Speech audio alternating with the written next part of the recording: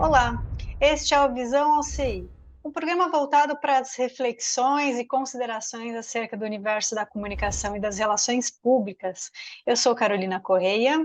Eu sou Manuel Marcondes Neto e aqui a gente apresenta os destaques do portal OCI. Professor, o tema de hoje é retenção de talentos, um tema que a gente vai puxar, lógico, para o universo da comunicação e do RP, mas que toda empresa enfrenta esse dilema, né? Então vamos lá, para isso a gente pegou dois artigos do OCI. O primeiro deles é da Alessandra Assunção, e o título é A Importância da Comunicação na Ascensão de Mulheres Líderes. E o segundo artigo é da Juliane Maciel, e o título é Investir na formação e na retenção de talentos, dois pontos, causa existencial.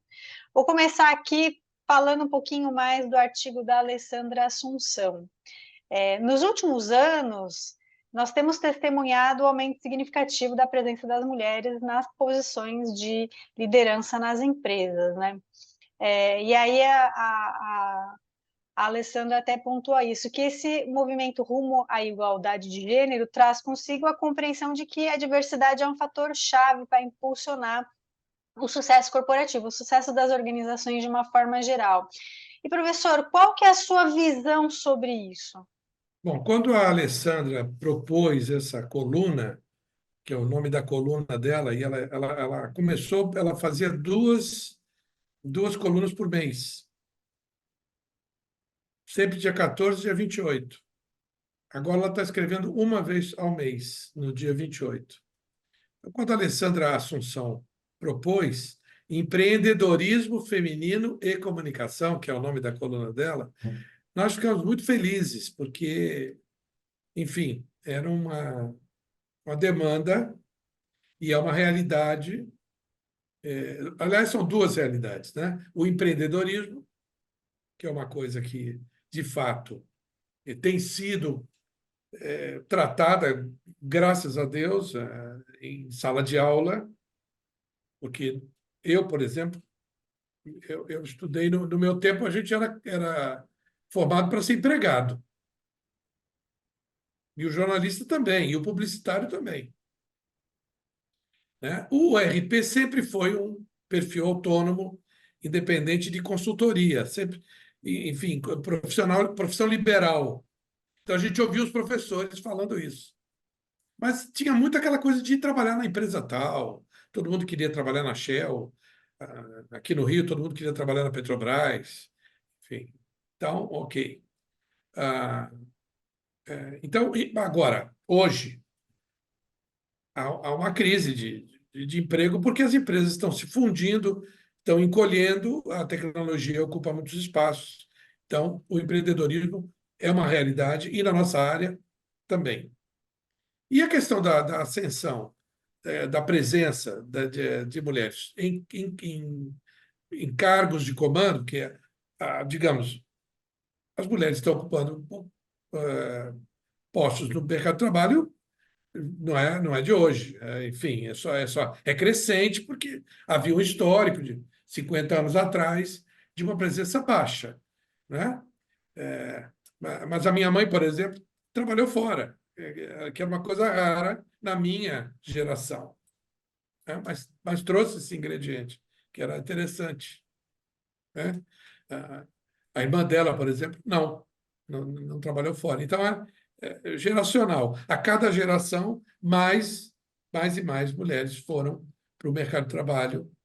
É, e a busca é de ser equânime, essa distribuição. Na universidade, por exemplo, as mulheres tem mais mulheres do que homens. Pelo menos na área, estou falando aí da nossa experiência em ciências humanas e ciências sociais. Foram as duas áreas em que eu atuei, né? Mas a área de medicina também, a mulher está presença hoje majoritária nas salas de aula. E na engenharia isso tem crescido, na ciência da computação, enfim. Então, e uma coisa importante, a universidade é exemplo, porque a remuneração é estritamente igual. Isso é muito importante. Às vezes se esquece disso. tá? A universidade não tem diferença de salário para homens e mulheres. Ela deveria ser olhada como exemplo para aqueles setores onde isso é diferente, né? E não há discriminação. Se para um concurso se inscrevem 10 mulheres e nenhum homem, aquela vaga será ocupada por uma mulher de professor. E isso é natural e usual e pronto. Nós temos uma parceria com a Executiva.pt, que é um portal português que pugna, né, luta pela presença crescente de mulheres em cargos de comando e pela remuneração igual. Então, nós temos total afinidade com essa questão. Então, a coluna da Alessandra veio em ótima hora e dando aí para o pessoal de RH, que é justamente o nosso assunto aqui hoje. Estamos falando novamente em fator humano, em gente, cumpre uma lacuna, quer dizer, preencheu a lacuna de maneira ótima. Bacana, professor. Muito legal. Bom, e aí, como que a comunicação ela pode ser uma facilitadora nesse processo de diversidade? Eu diria que a gente já sabe, a gente já aprendeu. Por quê? Porque muitas vezes, aí falando um pouquinho especificamente de relações públicas, muitos setores de relações públicas ainda hoje nasceram e nascem em áreas de gestão de recursos humanos. Hoje o pessoal chama de gestão de gente, os nomes mudam, né? Quando eu comecei era o velho DP, Departamento de Pessoal, mas e começa pela comunicação interna. Esses setores, que muitas vezes são ocupados por psicólogos, administradores na área de RH, eles começam a ver a necessidade de estabelecer veículos de comunicação interna, e aí eles acabam ou tendo que aprender o que a gente faz ou nos contratar, que é ótimo. Eu me lembro de um projeto que realizei na UERJ, como chefe de departamento, na minha última passagem pela chefia. Nós fizemos um projeto junto ao setor de estágios, chama C-Treina, lá na UERJ, e nós então criamos uma carta padrão com algumas lâminas em anexo, era um trabalho de marketing direto, ainda no tempo do papel, né? Estou falando especificamente de 2002. Mas isso ainda existe, né? Você enviar um material nós, no caso, mandamos para 170 empresas de recrutamento e seleção que eram associadas à universidade porque ofereciam estágio, falando sobre relações públicas, o, o que é esta área, o que faz esse profissional. E foi um sucesso. Agora, é o tipo de atividade que a gente fez em conjunto com o CONREP, com o Conselho da Primeira Região, aqui no Rio de Janeiro, e é um trabalho que ele pode ser feito tanto pela instituição de ensino superior quanto pelo Conselho. O ideal é até que façam sempre em parceria. Agora, é um trabalho que deveria ser contínuo, porque as pessoas de RH das empresas mudam, entra gente nova, então você tem que estar sempre educando o pessoal de RH quanto ao perfil de RP, porque quando uma empresa pede uma vaga para esses recrutadores, eles dizem assim: ah, ele está precisando de. Nós temos aqui uma concessionária de automóveis e queremos 5 pessoas para atendimento ao público. Ele joga assim. O recrutador, ele pensa em quem? Pensa em curso de marketing, curso de psicologia, porque às vezes ele é psicólogo e pensa nisso, uma oportunidade de estágio, é relacionamento. Raramente vai pensar em relações públicas, porque não está no universo de profissões que são ditas para ele o tempo todo. Então, a gente precisa estar sempre educando o recrutador quanto àquilo que a gente sabe fazer. Muito bem, professora. A conversa está muito boa, mas eu pedi uma pausa pequenininha e a gente já volta no segundo bloco. Até daqui a pouco. Até já.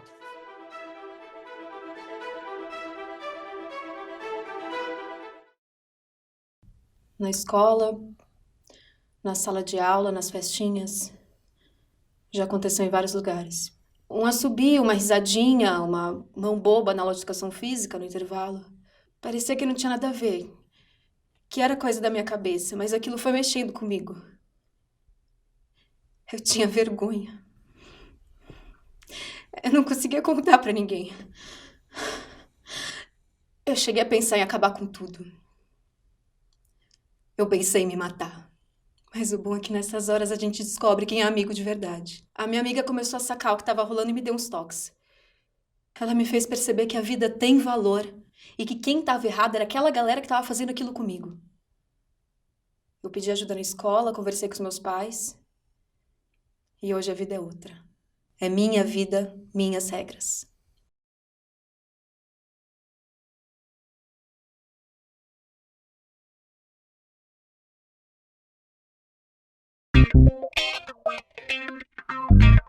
Dor de cabeça na hora de buscar um serviço de comunicação para sua empresa?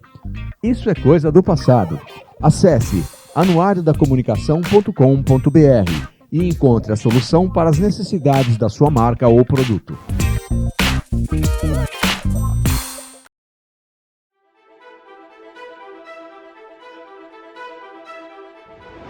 Bom, segundo bloco do OCI, hoje falando sobre retenção de talentos. Professor, tem mais uma pergunta aqui interessante agora sobre o artigo da Giliane Maciel. Ela oferece, no texto dela, várias dicas que são muito valiosas para uma empresa, uma organização reter talentos. A minha pergunta é: como que a comunicação pode apoiar exatamente esse processo da retenção de talentos? Para além ali, lógico, acho que a comunicação interna vai ser a grande chave, mas como que a comunicação pode apoiar esse processo, essa iniciativa de retenção? Como que o profissional ali de comunicação interna pode trabalhar nesse sentido da retenção? Bom, eu diria que é o principal desafio hoje para as organizações reter talentos, né? Sempre foi o problema da área de RH, a encontrar os talentos. Isso é a função deles, né? Basicamente. E muitas vezes você tem setores de treinamento, a educação continuada é um fator de retenção. Nós descobrimos isso também lá na UERJ. Na virada de 2008 para 2009, houve uma baixíssima procura por cursos do Centro de Produção da UERJ, o CEPOERJ. Houve uma queda. Todos os coordenadores se reuniram para tentar entender o que estava acontecendo. Quer dizer, era um curso com muita inscrição, historicamente, e caiu naquela virada o número de inscritos, de procura, né? A demanda pelos cursos, pelas vagas. E todos nos pusemos a discutir, e a descoberta, ou uma delas, foi de que naquele momento, as pessoas não estavam mais querendo bancar a sua educação continuada. Elas estavam querendo que as empresas bancassem. Então, o CEPOER já era procurado pelas pessoas físicas para aprender mais uma técnica, para fazer mais um curso e tal.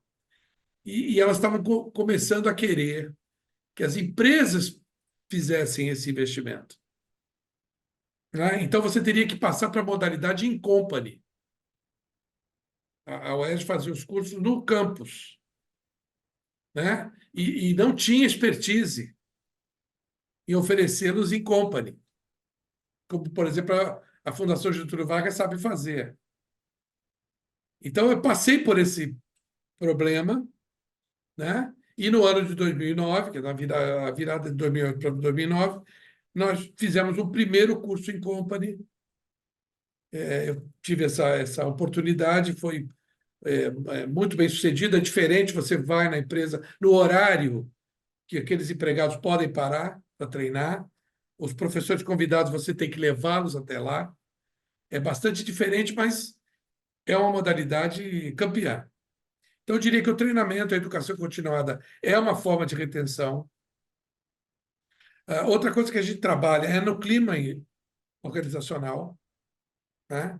A gente mexe um pouquinho também com cultura organizacional, mas muito para entender. Você, aliás, é especialista nisso. Você pode falar um pouco sobre isso, não é? A questão da cultura organizacional, a gente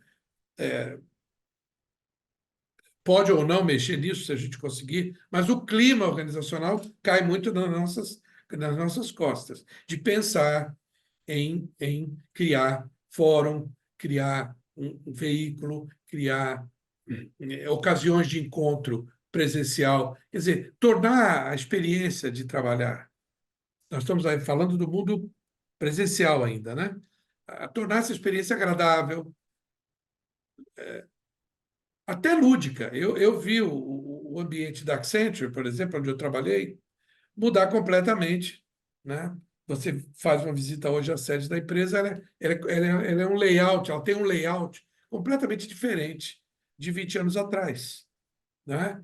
Ela oferece espaço de convívio, ela tem uma cafeteria. Nós tínhamos uma cafeteria lá, mas hoje há muito mais investimento nesse espaço, porque tem pessoas que pegam o computador e vão para lá trabalhar.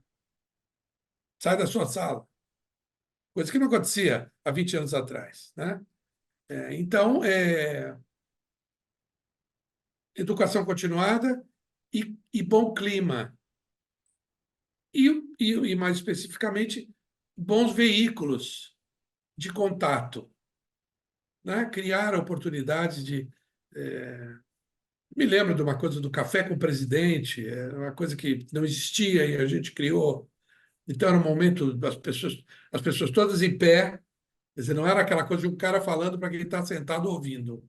Todo mundo em pé, um cafezinho, durante meia hora, conversando com o presidente de tudo, de futebol, qualquer coisa.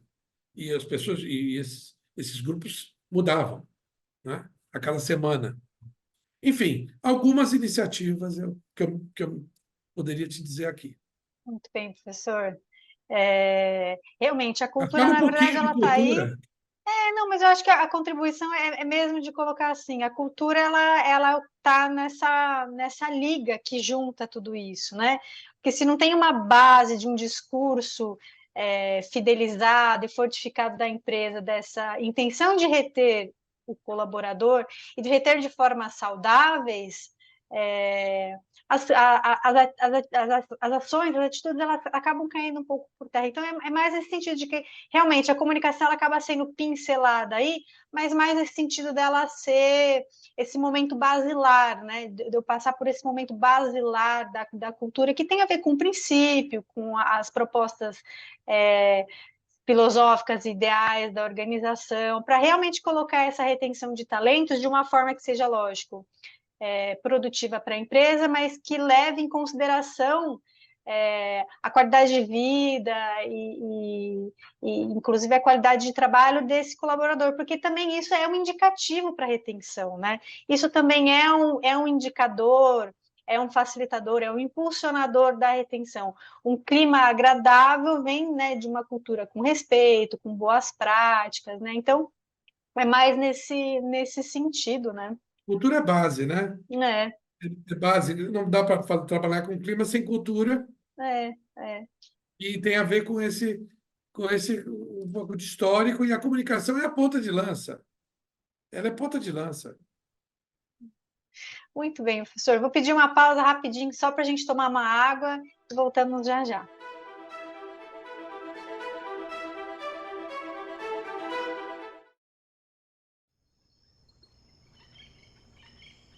Eu nasci num pé de serra com um horizonte largo. Lá em casa, para onde eu olhasse, era céu. E já nasci cantando. Nem falar eu sabia, já cantava. Cresci assim, desavisada do mundo, sem saber que o amor era uma armadilha. Foi quando ele apareceu, eu era moça, acreditei, porque amava a minha voz. Me arrancou de casa, me jogou na bolé de um caminhão e viajou 2 dias e 2 noites sem nem perguntar se aquele mundo todo me cabia. Depois me trancou numa casa toda enfeitada de amor. Mas havia grades deselegantes nas janelas. Quando chegava do trabalho, trazia algum presente na mão e dizia: canta. E eu cantava. Envaidecida. Mas ontem ele saiu e esqueceu a porta aberta. Eu nem sei onde vim parar. Hoje eu nasci. Hoje é a primeira vez que eu canto. Essa é uma história real. E quem vive são passarinhos das mais diversas espécies, que são sequestrados, traficados e escravizados no Brasil todos os dias. Apenas para correção. Não é casa, é gaiola. Não é amor, é cativeiro.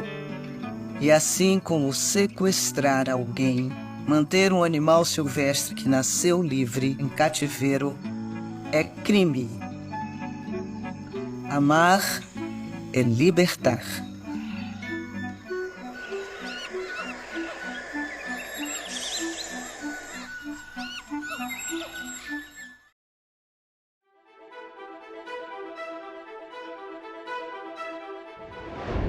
E agora, nesse terceiro bloco, você que já nos acompanha sabe, o professor que está sempre conosco sabe, vamos falar do índice de transparência ativa.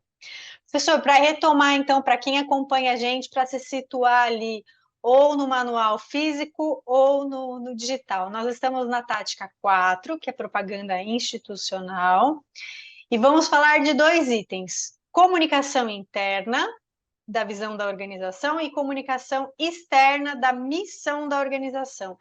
Explica, por favor, professor, esses 2 itens. Bom, eu de novo estou aqui com o manual físico.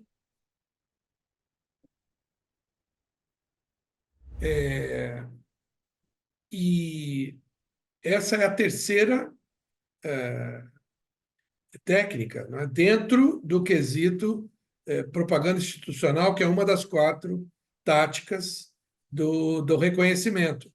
Daqui a pouco nós vamos falar da 4ª, né? E depois aí termina, né? E vamos mudar de instância. Mas então, falando de comunicação externa, da visão da organização. Isso por meio da propaganda institucional, né? Primeiro a interna, né? Perdão. Então, é a questão de difusão desse conceito, né? Que vem do planejamento estratégico, que é estabelecimento de uma visão, e nem sempre há.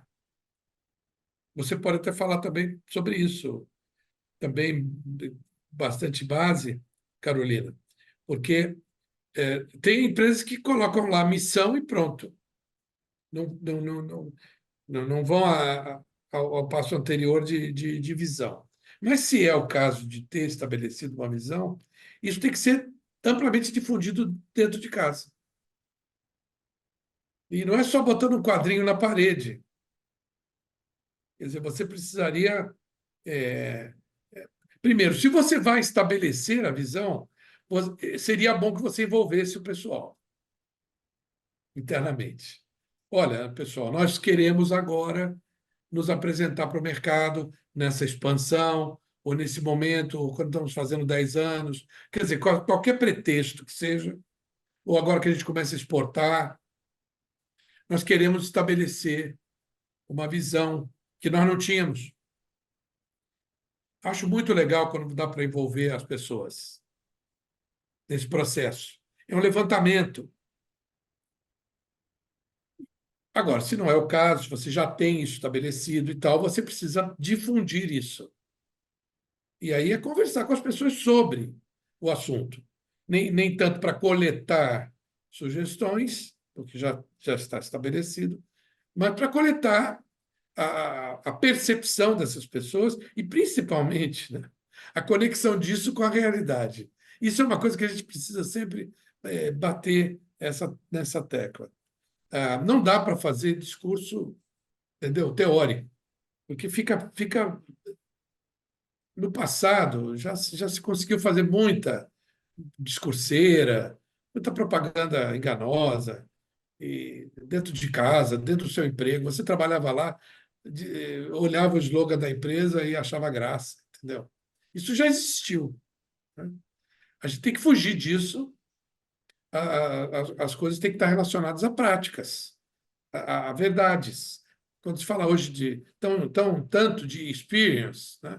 A experiência, né? A experiência de trabalhar no lugar é chegar lá todo dia e enfrentar aquelas caras.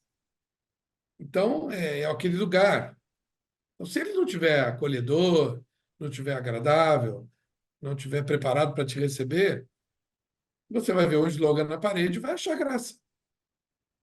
E vai chegar na tua casa e dizer, o pessoal fala isso lá, nem podia imaginar, né? Ou fala para um cliente, né? O consumidor da marca. Às vezes o cara nem consome o produto da marca que fabrica. Porque diz assim, bom, você sabe como as salsichas são feitas? Não, eu não como essa salsicha. Enfim, é, precisamos cada vez mais tentar trabalhar com verdade. Aí que o RP entra, por isso que é importante, a gente fala muito isso no observatório, do conhecimento de administração. Porque na medida em que o RP saiba auscultar as questões do público interno, e o nosso quesito seguinte é o público externo, então já serve para falar. Então, você ausculta o interno e o externo, você leva para a empresa e que aquilo gere mudança. Se não está bom, você é o portador da notícia. Não está bom. Então, aí você pode, eventualmente, sugerir melhoria. E cada vez mais, acredito eu, porque venho atuando em escola de negócios, escola de administração, que o pessoal está mais aberto a ouvir a sua sugestão. Que nós, relações públicas, somos chamados na hora da crise, é bombeiro, apagar incêndio, na hora da festa, de aniversário, entendeu? Ou no Natal, entendeu? Isso acabou. Ou a gente está realmente ajudando a organização com as nossas competências. Claro, não vamos deixar de fazer os eventos, as festividades, claro que não. Mas precisamos conhecer cada vez mais os negócios, o meio dos negócios, o setor em que estamos, porque nós vamos ser os caras que vão fazer contato com o mundo exterior.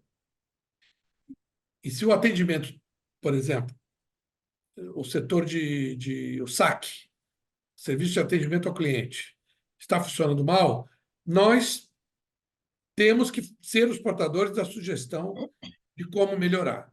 Tem que ter mais postos, mais pessoas, tem que ter mais agilidade, tem que ter mais autonomia para propor uma troca, tem que ter mais rapidez nessas coisas.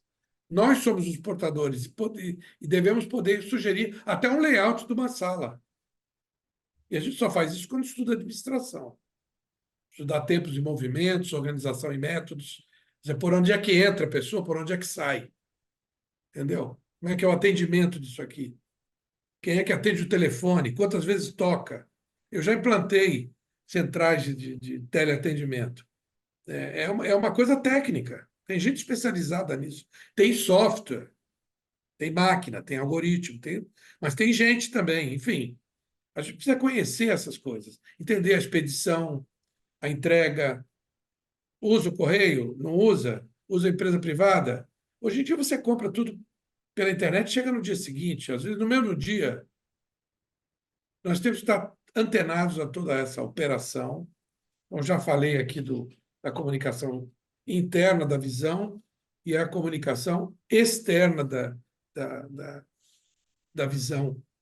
E também da missão, se for o caso, estamos aí já aproveitando para falar desses elementos do planejamento estratégico, né?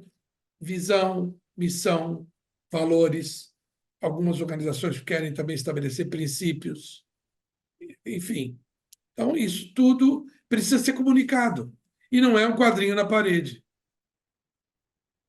Nós vamos voltar a esse assunto em próximos programas, não quero também antecipar, já que o nosso objetivo aqui é indo passo a passo nesses quesitos. Professor, só tenho a agradecer. Cada vez que eu passo aqui pelo índice, eu aprendo um pouquinho mais. Com certeza quem nos acompanha também aprende um pouquinho mais. Infelizmente, o programa chegou ao final. Estamos estourando o tempo, mas espero que, assim como para mim, para quem nos acompanha, também tenha sido muito proveitoso. Eu encerro por aqui com muito obrigada, professor, muito obrigada para quem nos assiste e o convite para o próximo episódio. Você do lado de cá e a gente do lado de cá. Sim, e eu sempre lembro as nossas redes sociais e o agradecimento à Mega Brasil pela parceria que nos permite aqui o Visão OCI. Até o próximo. Até. Tchau, tchau.